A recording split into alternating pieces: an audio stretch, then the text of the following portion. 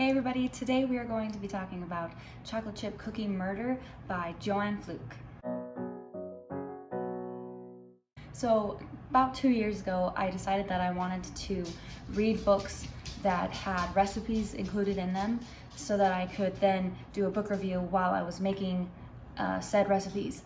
And I didn't do it last year because I was wanting to do my Asian literature read for that year. So now we can finally do it this year. And so I've finished the first book that I'm going to be reading that has recipes, and that is the Chocolate Chip Cookie Murder by Joanne Fluke. And if you haven't heard of her before, well, if you just walk into a store and you go to the mystery section, you're gonna find this section. You're gonna find a ton of her books, along with other people that write similar books. So basically they are called cozy mysteries, which are essentially mysteries but more fluffy, I guess, more cozy, not as serious in tone, I guess, and hence why there's recipes included with this. So we're going to go ahead and make the chocolate chip crunch cookies because it's the closest thing to the title of the book, and I wanted to stick with the main title recipe. There's like 6 recipes, maybe 7 or so, of different kinds of cookies in there, but I'm choosing this one because of the title. So I'm gonna try to do this at the same time. Obviously this is the first time I'm trying this, so we'll see how it goes. I'm also not the greatest baker when it comes to cookies because I always tend to freak out that they're not going to be all the way baked and I overcook them, or I think that I'm going to overcook them and take them out and it might just be my oven, or I might just not be lucky with this. So we'll see how these work out. But anyways, the book's main character is Hannah Swenson. She is a baker of cookies. She has her own cookie shop, and this is why we have this book is filled with cookie recipes. And she basically runs in on a murder happening. Like, she doesn't see the murder happening, but she sees it shortly after. She sees our character Ron, who we don't get to know very much about because this happens right at the beginning, but he's shot in the chest and she sees it. He's like still in his little dairy, he was out on a dairy run, so he was in his truck still, and she sees him like still with a bag of cookies that she made, like in his purse, on his person, and that well, at least he died happy eating cookies, I guess.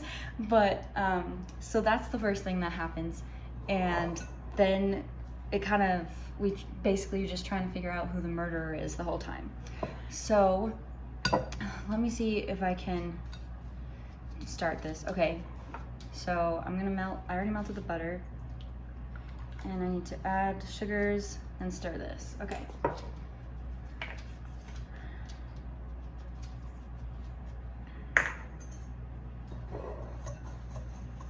So Hannah happens to be sisters with someone who is married to one of the police officers who's trying to become a detective. I believe his name's Bill. It's been a couple weeks since I finished this book. And since she witnessed, well, didn't witness, but since she found the body, she basically really wants to help. And so Bill just like lets her do some detective work, which I find is kind of weird because she's not a detective. She's not even in the police force at all. She's just a baker. But he's letting her run around town and like question people and like try to find their alibis without them knowing that they're being questioned because of the case. So she gets a lot of information from different people around the town, and they actually help her piece this together quite easily.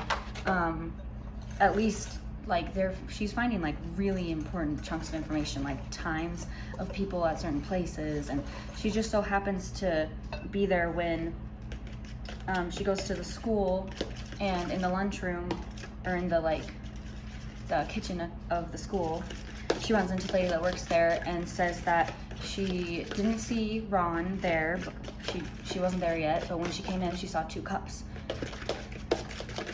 And those cups one of them had lipstick on it, but she threw them away because she didn't think that was evidence or anything. And so Hannah's like, no, go get those. And so she goes back and she gets the she like has to go into the dumpster and like get all nasty in there because it's like at the very bottom of the dumpster.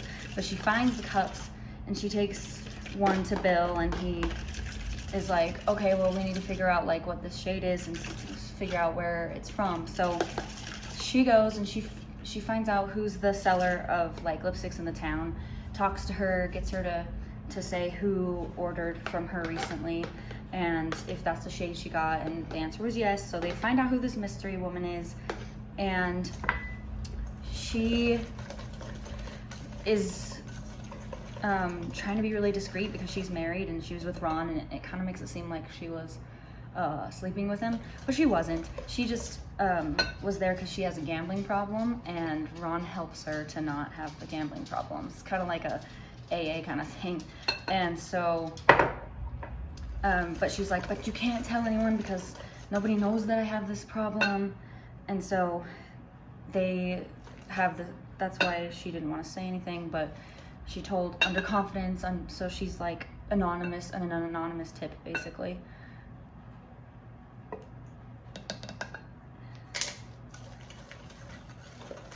So she's finding more information out about this murder, and all the while her mom is trying to like hook her up with guys because she's like 29 years old and her mom wants her to get married and stuff and like get a boyfriend. I do like that she happens to be 29 because that's how old I am, and it helped me kind of relate better, at least age-wise, like, oh, she's the same age as me, so like imagining me doing this kind of stuff, it's just kind of nice because I feel like usually I don't read books where they're like the exact same age as me, so I thought that was kind of neat. So this recipe calls for a lot of ingredients because it's supposed to make 6 to 8 dozen cookies. I'm not making that much for my little family of 3. No thank you. So I'm halving it, which means it's still gonna make anywhere from like 3 to 4 dozen. If maybe I'll just try to make the cookies bigger and not have as many, or maybe I'll probably just freeze some of it if it actually does make that much.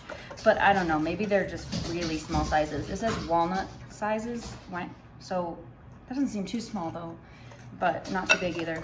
So we'll see. I'm assuming that that's because it has like little notes in there, like Hannah is writing it, like it's her recipe, so it's gonna be making a lot so that it can feed a ton of people every day in her bakery, so it makes sense for it to have such big portions. The part of this recipe that makes it chocolate chip crunch is that it has cornflakes in it as the crunch part. So that sounds like it would be a good combination to me, so we'll see how it tastes, because I've made like cookie bars before where I put like chopped pretzels, or I think I've even made something with cornflakes before, but not cookies, like these traditional kind of cookies. So we shall see. Yeah, this batter is, or this dough is seeming like it's definitely not gonna make very many. Like it's not gonna make like 48 cookies, so that's good news. All I have left to do is put the chocolate chips, but I also need to put the cornflakes in, and then we're gonna see if they actually cook right. All right, I'm just gonna crush these real quick, and then I will continue telling you about the book. He says to just crush these with your hands, but I'm using a rolling pin instead because I don't know. Okay, hopefully these are crushed enough. We'll find out. So in the process of Hannah trying to get more information about who might have seen or been around Ron at the time of his murder, which was early in the morning, she ends up going to see this dentist who her mom happens to be trying to set her up with anyway. And so she goes there for the purpose of getting information, ends up leaving with a date to this like ball that's going on at this rich people's place. And so they kind of go out a little bit. They're not officially dating or anything. It's just like that's about as much as you get for this book. So we'll see if they actually get together officially in the other books, which there's like 20 something now, I think, and I'm not gonna be able to read them all because I have other things to do as well to read this year. But I am going to be reading the second book of the series so that I can at least have a little bit of continuity, like not too much of a gap.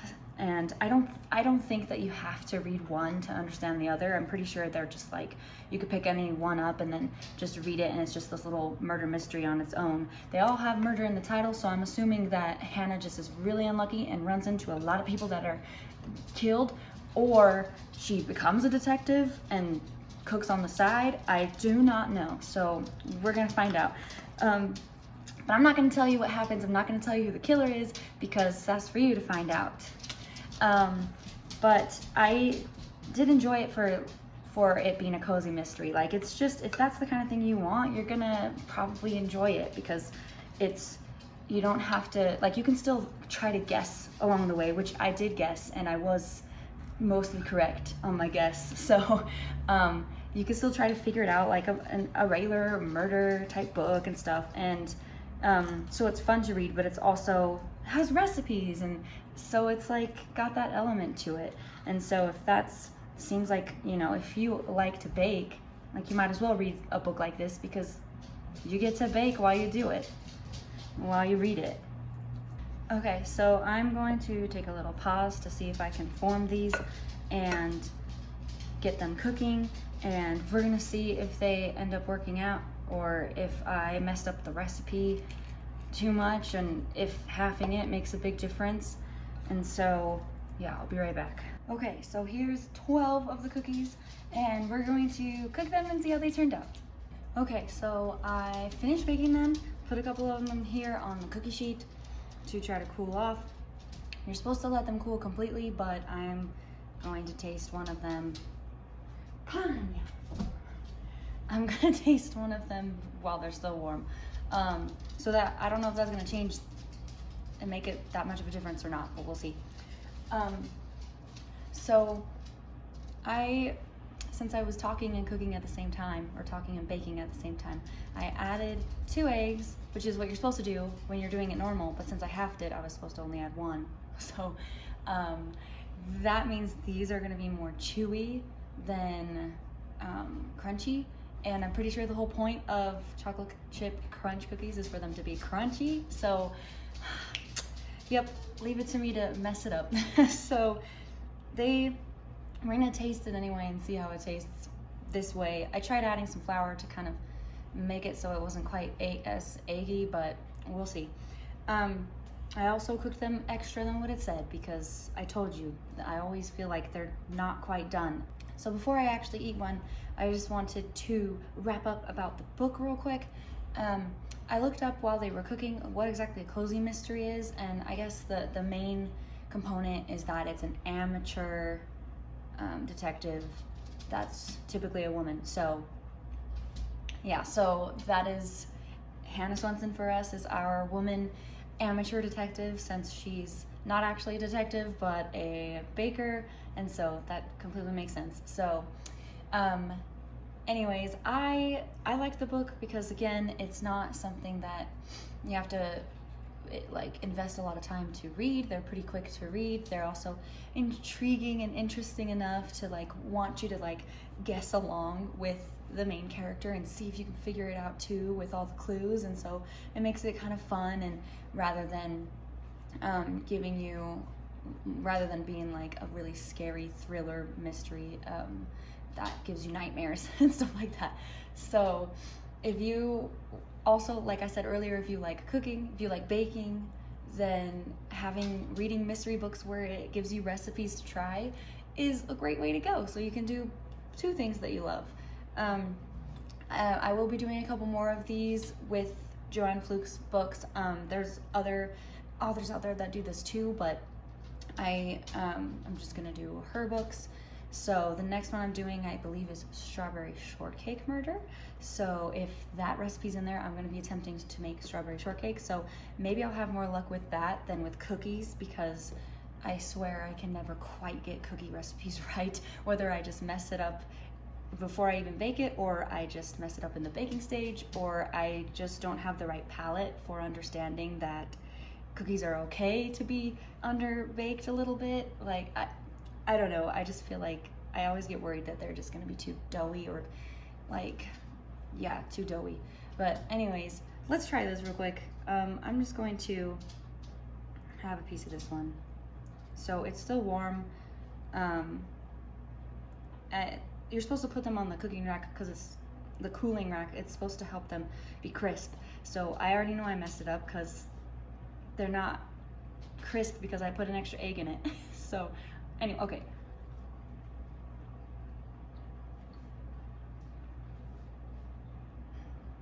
Okay, so this may be because I messed up the recipe, but the cornflakes are not hitting the way I want them to hit. And maybe it'll change when they're fully cooled, I don't know. But they're like sticking in my teeth. They're more chewy than they are crunchy, which is not super fun. The actual taste though of the cookies is good. I do think this is a solid recipe for chocolate chip cookies, but the cornflakes is the factor of whether it's really good or not as good. And again, it could be because I messed it up. So maybe it'll taste better later when they've cooled completely. And if somehow it's more crispy and not chewy and not sticking to my teeth, I'll tell you. But as for now, they're actually okay. They're actually good. You can definitely tell they're different because of those cornflakes, and they do kind of feel a little bit chewy, not really crunchy. So anyways, thank you for watching me on this first experimental episode of my little mini series that I'm doing where I do this book review while I bake stuff. Hopefully I'll get better at this, but anyways, until next time, thank you so much for watching. I appreciate you. See you next time.